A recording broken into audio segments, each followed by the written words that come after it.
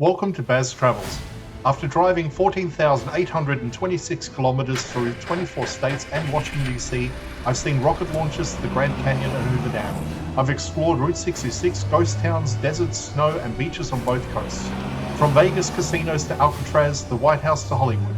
Join me for a journey of the ordinary and the extraordinary. Loading destination. Simulation starting in 3, 2, 1.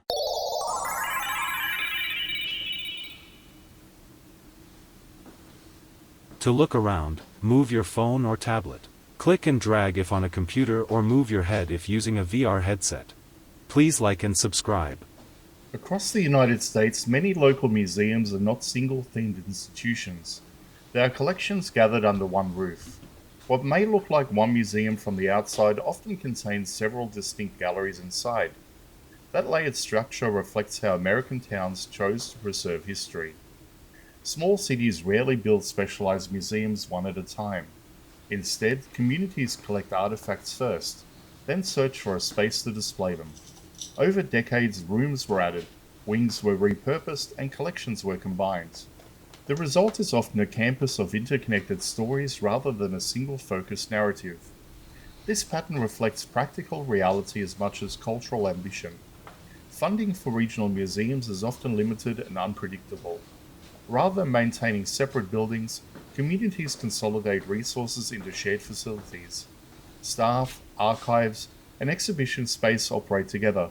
The museum becomes a collaborative effort rather than a narrow institution. These composite museums also mirror how American identity developed. Local history, industrial development, native heritage, natural history, and social movements rarely exist in isolation. In small cities especially, those stories overlap constantly. A single building may therefore hold archaeology beside civil rights history, or paleontology beside regional industry. There is also a democratic instinct behind this structure.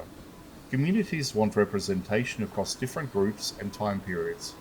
When a new collection is donated, it is often integrated rather than excluded. Over time, that inclusive approach creates a museum of museums. The space grows horizontally through additions rather than specialization.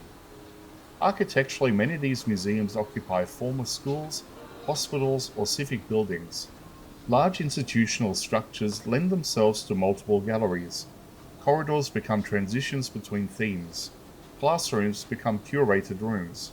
A building once designed for one purpose evolves into a cultural archive. This format can feel eclectic, yet it carries strength. Visitors move from one subject to another without leaving the building. That movement creates unexpected connections. A portrait gallery might sit near a science exhibit, a technology timeline might share space with native heritage. The proximity encourages comparison and reflection.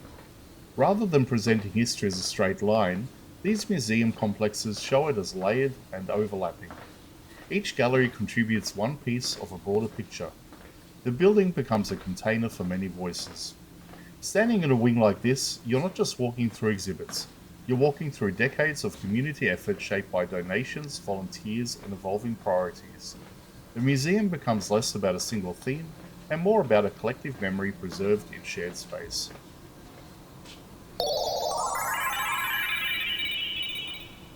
Simulation terminated. Please comment, like and subscribe.